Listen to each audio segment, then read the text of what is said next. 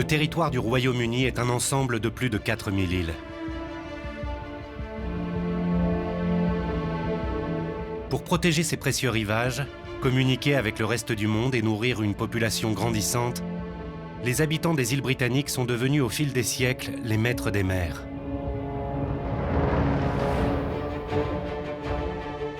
Tout au long de leur histoire, ils ont développé une marine royale puissante et souvent invincible, construit des ports et des arsenaux gigantesques et parcouru les océans à bord de leurs navires.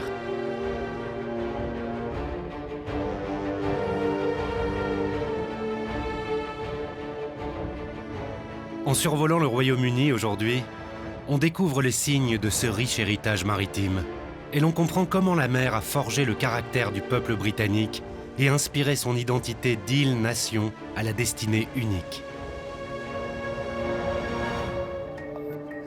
L'archéologue Alex Langland saisit chaque occasion de découvrir les traces du passé maritime de son pays.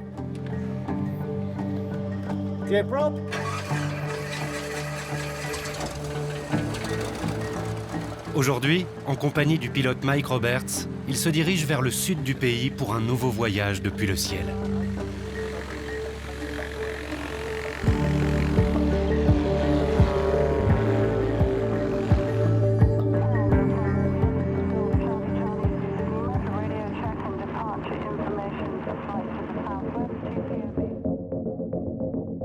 Des Romains aux Vikings, des Saxons aux Normands, la Grande-Bretagne, véritable île-nation, a toujours vécu sous la menace d'envahisseurs étrangers.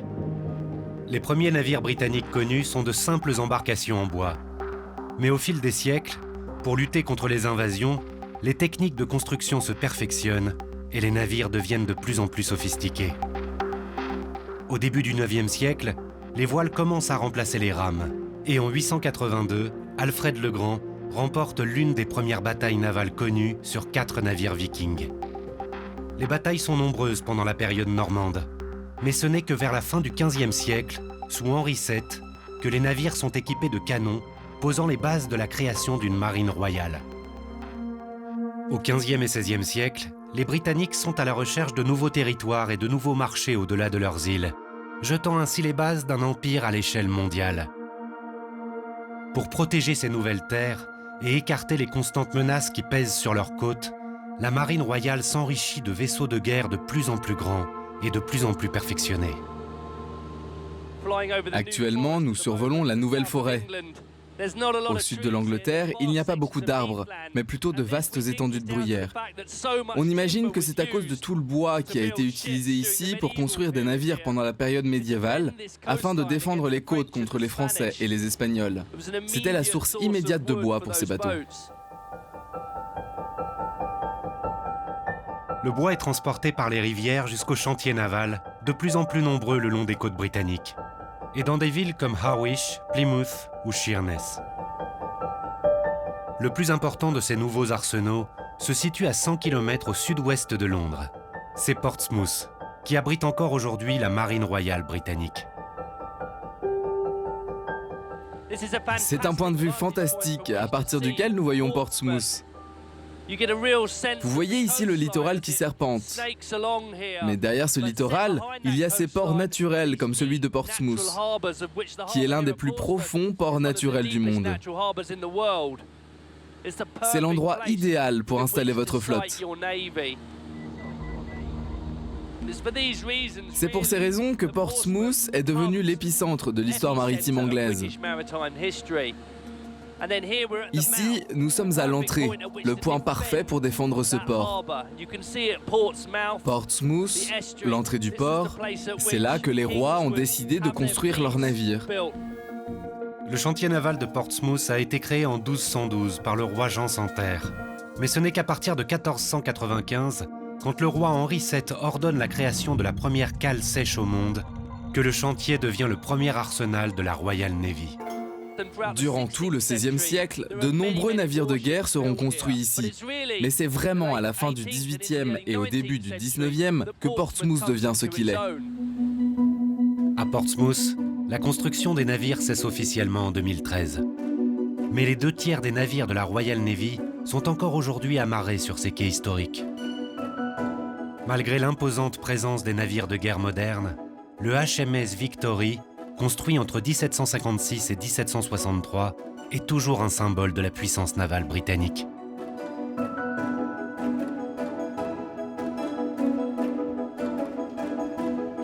Depuis 2011, l'historien et conservateur du Victory, Andrew Baines, arpente chaque jour les 8 ponts de ce navire de légende. Aujourd'hui, l'atmosphère à bord est bien différente de ce qu'elle était à la fin du XVIIIe siècle. Je pense que le meilleur mot à utiliser est à l'étroit. C'est confiné, ça sent mauvais, c'est bruyant. Ce sont toutes ces choses que vous pouvez imaginer avec 400 personnes dormant sur ce pont dans des hamacs. Et probablement jusqu'à 600 personnes mangeant ici tous les jours. Mais comparé aux normes de l'époque, les conditions sont assez bonnes. Il y a un chirurgien avec 2 assistants et plus de 120 types de médicaments différents à bord. La paie est correcte et on peut manger des légumes frais. Il y a même des animaux qui vivent à bord.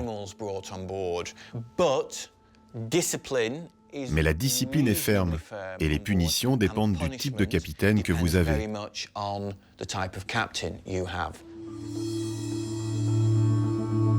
En 1778, lorsqu'il part en campagne contre la France et l'Espagne, le Victory, avec 104 canons, est le plus grand et le plus destructeur des navires de guerre. 25 ans plus tard, son destin de navire légendaire est scellé quand un des plus grands héros de l'histoire navale anglaise en prend les commandes. L'amiral Horatio Nelson. Lord Nelson est un personnage important dans l'histoire anglaise et dans celle de la Royal Navy pour ce qu'il a accompli en mer dans 3 batailles vraiment remarquables à la fin du XVIIIe et au début du XIXe siècle. C'est une période où les batailles durant lesquelles vous détruisez presque totalement un ennemi sont vraiment très rares. Mais c'est finalement ce qu'il parvient à réaliser durant la bataille de Trafalgar. Pour éloigner la menace grandissante des troupes françaises menées par Napoléon Bonaparte, de 1803 à 1805, Lord Nelson et sa flotte bloquent les ports de Brest et de Toulon. À la faveur d'une tempête qui empêche les navires britanniques de maintenir leur blocus, la flotte française s'échappe de Toulon et rejoint la flotte espagnole au sud-ouest de l'Espagne. Avec 27 navires sous ses ordres, y compris le Victory, Lord Nelson aligne sa flotte sur 34 km depuis le cap Trafalgar et prépare ses troupes pour la bataille.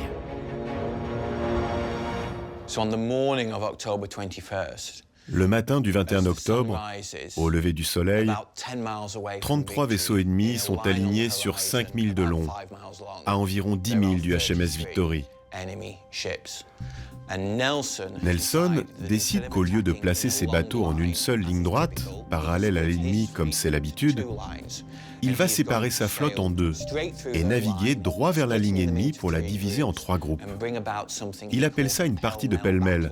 Ce n'est pas une bataille soigneusement chorégraphiée, c'est une vraie bagarre.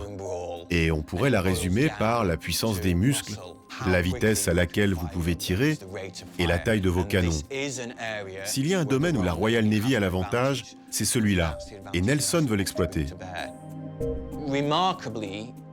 Miraculeusement, la Royal Navy ne perd pas un seul navire à Trafalgar.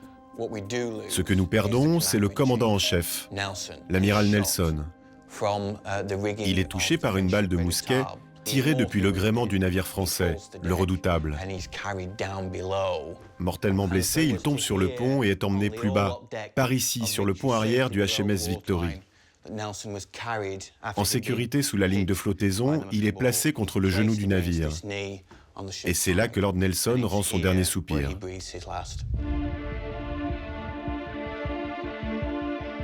La Royal Navy perd son héros, mais la victoire de Trafalgar élimine la plus sérieuse des menaces et confirme la domination du Royaume-Uni sur les océans. Le succès de la Grande-Bretagne dans la deuxième moitié du XVIIIe et au XIXe siècle est basé sur 3 éléments. Il est basé sur l'Empire, sur le commerce et sur la Royal Navy. Tant que les 3 restent forts, la Grande-Bretagne peut prospérer.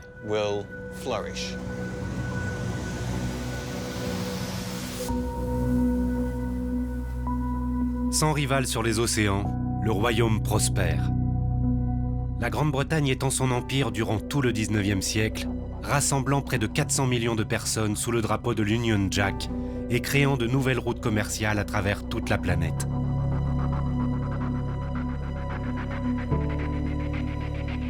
Pour faciliter cette expansion et le transport des marchandises, les quais sont agrandis dans les principaux ports du pays.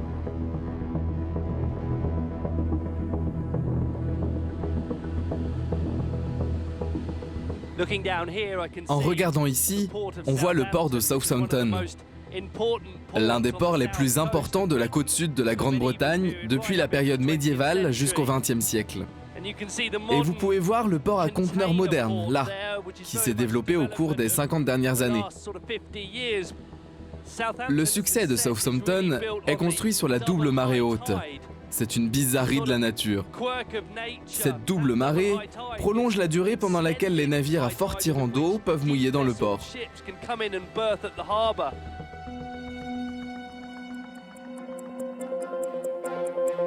Alors que Southampton devient une des principales portes vers les nouveaux marchés et territoires, le cœur maritime de l'Empire britannique se développe à 300 km au nord, à Liverpool.